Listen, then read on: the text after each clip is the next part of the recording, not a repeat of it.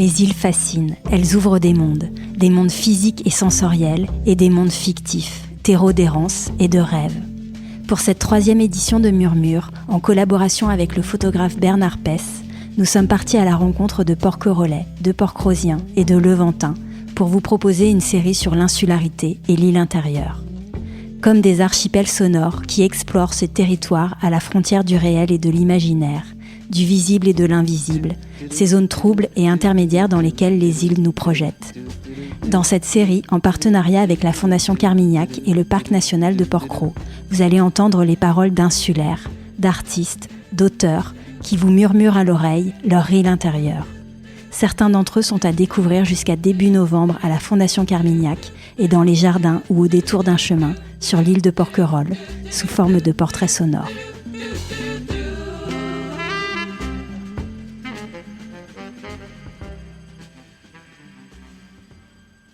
Bonjour Lucille, tu vis à Porquerolles avec ta famille depuis 5 ans. Tu es l'autrice du merveilleux essai Lettres d'hiver, lettres d'été, écrire la maternité, écrit à 4 mains avec ton amie Maï Youssef, autrice et chercheuse, une correspondance intime et politique sur la maternité.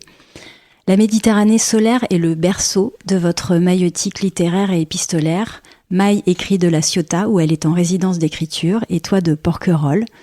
Dans la détresse d'un postpartum hautement fragilisant, tu écris, je te cite, je te lis. La première piste qui me vient pour regagner un peu d'équilibre, c'est justement l'endroit où je me trouve. C'est le dehors, tous ces paysages extérieurs, c'est Porquerolles.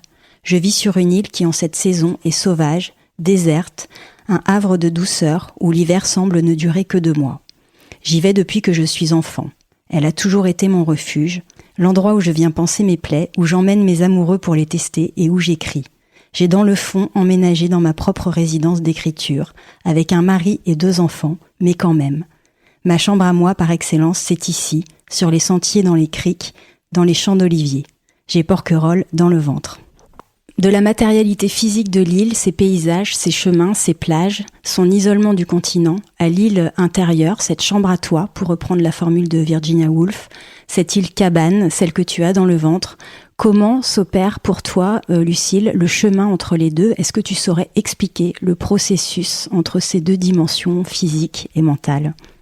Je pense déjà que les lieux nous constituent, c'est-à-dire que les lieux où on grandit, les lieux qui nous nourrissent, les lieux où on habite, quelque part deviennent notre identité, ou en tout cas contribuent à construire notre identité, et donc contribuent à constituer ce qu'on va créer.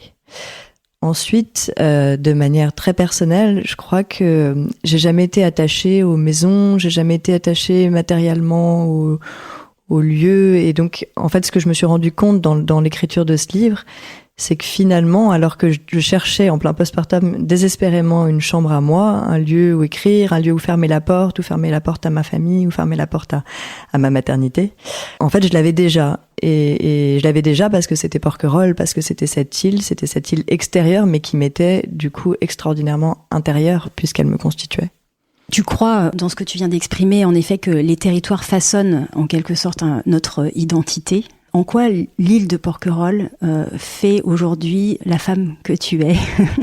Moi, je viens à Porquerolles depuis que je suis toute petite. Je pense que j'ai mis les pieds à Porquerolles quand j'avais 3 ans ou 4 ans la première fois.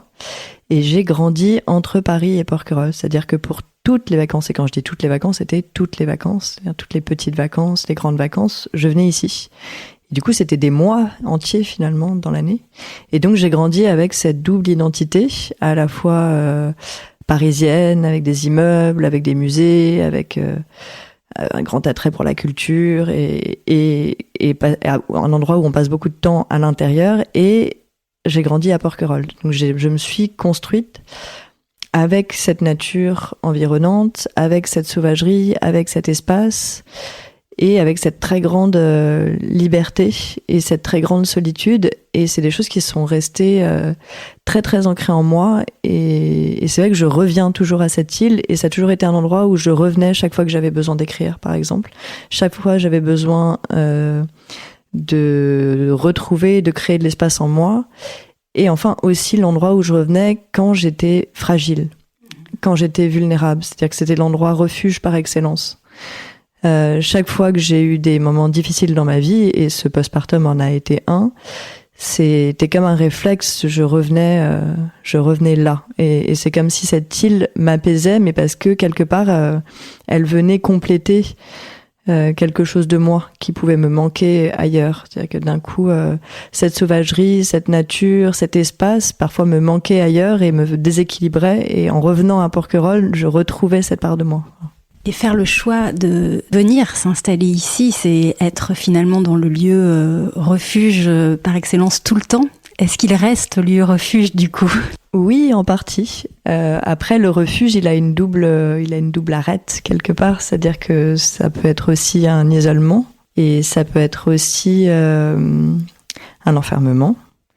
Et il y a des moments où le refuge est très doux et souhaitable et désiré, et des moments où on a envie de se réouvrir au monde et on a envie de se frotter à nouveau aux autres.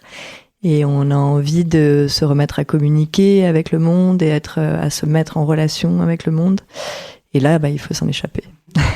Dans votre livre avec Maï, la maternité est abordée dans toutes ses dimensions, biologiques, sociétales, politiques, métaphoriques aussi, comme allégorie de la création littéraire et plus globalement de la fertilité artistique. Est-ce que l'île est une source d'inspiration dans ton écriture et si oui, à quel niveau ? Elle en est une à tellement de niveaux. Je ne sais pas par où commencer. Je pense que l'espace géographique de l'île m'obsède depuis toujours et qu'elle est vraiment aussi constitutive de la façon dont je crée. Et c'est à la fois ce territoire qui peut être en soi une idée, qui peut être isolée et en même temps pas exactement. C'est l'aventure que ça suscite, c'est l'imaginaire qu'il y a autour, c'est les légendes qui tournent autour des îles, c'est les fantasmes qu'on y assène, et donc elle nourrit mon travail à la fois, donc comme je le disais, parce que c'est constitutif de moi et que du coup c'est une part de moi que j'ai envie d'explorer, cette sauvagerie, cette liberté, etc. Mais c'est aussi tout un romanesque extrêmement riche et une mythologie, tout un symbolisme très très riche dans le livre. Dans cette correspondance, je parle de ce mythe de Porquerolles de ces princesses transformées en îles, en fait, que Porquerolles, Porquerolles et l'île du Laurent auraient été des princesses donc transformées. Et c'est vrai que ça rejoint tout un mythe de la rivière sous la rivière, de ces nappes souterraines qui seraient en fait des veines de grandes géantes. Enfin, ça ouvre tout un imaginaire comme ça qui est plus vieux que le monde, et on se retrouve avec une géologie même de la pensée. Enfin, donc c'est d'une richesse inouïe, ouais. Et au-delà du symbole, de la métaphore, de la sauvagerie, de la liberté aussi, peut-être que ça peut susciter chez toi, peut-être dans les fictions que tu peux écrire, est-ce que plus prosaïquement, Porquerolles peut être le théâtre de tes fictions ? Je sais que tu as un livre en cours. Est-ce que Porquerolles y est présent, par exemple ? Oui, tout à fait. J'ai un roman en cours qui s'appelle Les Cystes et qui se passe à Porquerolles et qui raconte l'histoire d'une jeune fille qui vient de perdre sa mère et qui s'installe comme nounou, comme jeune fille au père, chez une femme qui travaille pour le parc et qui a une petite fille de 1 an. Et donc elle s'installe au milieu de la forêt. Et Porquerolles, c'est le 3e personnage, le 4e si on compte l'enfant, de ce livre. Et quand j'ai commencé ce roman, j'ai commencé par je faisais ce que j'appelais des esquisses de paysages, c'est-à-dire je me baladais dans Porquerolles et j'ai été faire des textes partout sur l'île en in situ, quoi, en allant sur place, aux Gorges du Loup, à l'Oustao des Diou, dans toutes sortes d'endroits comme ça qui étaient importants pour moi et clés, pour aller faire des descriptions de paysages et donc du coup ancrer tout le roman dans l'île et de manière très très précise, quoi. J'allais écrire sur place pour vraiment comme figer, comme faire des photographies en fait de chaque lieu, mais à l'écrit, et que du coup tout le décor soit construit comme ça. Donc oui. C'est super intéressant. La construction est donc partir du théâtre, du décor, pour ensuite y insérer ta fiction. Ouais. Et en même temps, il y a matière à Porquerolles. Alors, du cocon insulaire à la poche des eaux, le liquide amniotique chaud et doux dans lequel l'insularité nous immerge. Le parallèle entre île et maternité est ténu et les images ne manquent pas. Qu'est-ce que l'île convoque de l'enfant qui est en nous, selon toi ? Je crois que ça nous fait revenir au corps et du coup aux sensations premières, et peut-être que ça nous fait du coup lâcher la tête. Et effectivement, moi donc j'ai déjà dit, je viens depuis que je suis toute petite, et c'est vrai que chaque fois que je remets un pied sur l'île, il y a des sensations de l'enfance qui reviennent. C'est très concret. C'est-à-dire que les sensations de l'eau, les sensations des criques, les sensations de la brûlure du soleil sur la peau l'été, du sel, de plonger dans l'eau et d'aller tout au fond pour aller toucher le sable, qui sont des rites d'enfant, de la sève qui colle sur les mains, et en fait des sensations qui peuvent être rappelées à nous et qu'on peut revivre en étant adulte. Et du coup, de regoûter en fait à cette enfance qui est pas très loin derrière nous. Oui. La nature et les éléments très présents ici favorisent ce retour aux sensations d'enfant, certainement. Dans votre livre avec Maï, vous évoquez la théorie de l'archipel d'Édouard Glissant. Est-ce que tu pourrais nous en dire quelques mots, en quoi ça consiste et comment vous vous en êtes inspiré dans votre travail pour créer ce que vous appelez l'archipel des mers? Édouard Glissant, donc c'est un poète et un philosophe qui travaille sur ces idées de créolisation et qui effectivement a développé cette idée de ce paradigme en fait d'archipel où en fait le monde fonctionnerait par une mise en réseau des différences.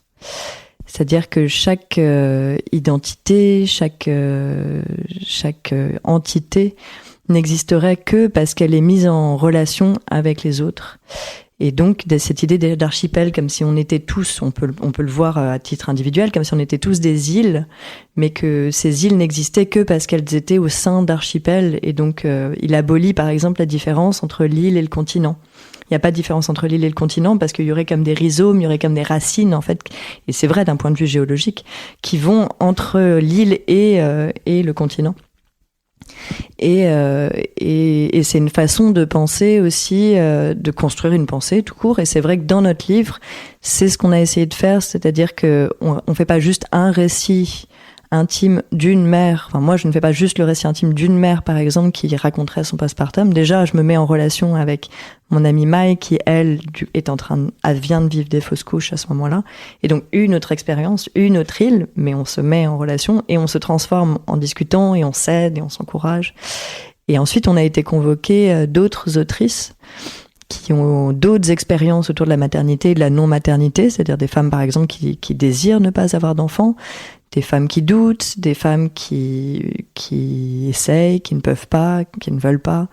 Et c'est vrai que pour moi, je pouvais pas concevoir, je crois, d'écrire un récit de soi qui soit unique. Je crois très fort que cette idée d'archipel, en fait, donc cet archipel des mers qu'on a constitué, du coup, il est extrêmement politique, dans le sens où c'est facile de faire de la sororité avec du même, c'est-à-dire que c'est facile d'être d'accord avec quelqu'un qui est comme soi, c'est facile de réfléchir avec quelqu'un qui est comme soi, mais on construit pas grand-chose, ça devient intéressant et ça devient politique à partir du moment où justement il y a cette mise en relation des différences. Et donc l'intime est politique pour moi à partir du moment où il est collectif. Et donc c'était très important pour nous effectivement de créer ce collectif, de se créer cet archipel des mers. Et aussi parce que il nous semblait que c'était aussi la meilleure façon que les gens s'y retrouvent et que les gens se retrouvent dans ce territoire, dans ce paysage qu'on construisait. Oui, parce que ce que tu dis pas, ou enfin tu l'exprimes peut-être à demi-mot, Lucile, c'est que au-delà de vos récits personnel et intime avec Maï, au-delà de la parole que vous convoquez auprès d'autres autrices. Aujourd'hui, votre livre fait se libérer les voix de vos lecteurs, lectrices, et que votre archipel des mers, il continue de s'alimenter et de se nourrir. Donc ça, c'est quelque chose de très joli, de créer des îles un peu partout. Pour terminer, Lucile, si tu devais donner une définition de l'insularité, qu'est-ce que tu dirais ? Je crois que ça serait une continuité de ce que je viens de dire, c'est-à-dire que pour moi l'insularité, elle n'a de sens que s'il y a une mise en relation avec l'extérieur. C'est merveilleux cette unité de l'île, mais ça n'est riche que quand il y a une mise en contact avec les autres îles autour, donc et avec le continent, et donc que ça soit une insularité qui soit ouverte vers le monde. Comme les îles ont pu l'être à travers les siècles, comme des ports de passage, comme des lieux d'accueil, c'est là où l'insularité me plaît et me parle. Merci beaucoup, Lucille. Pour les auditeurs, je rappelle le titre de votre magnifique livre avec Maï, Lettres d'hiver, lettres d'été, écrire la maternité, qui est paru aux éditions Belfond et que je ne peux que vous recommander vivement.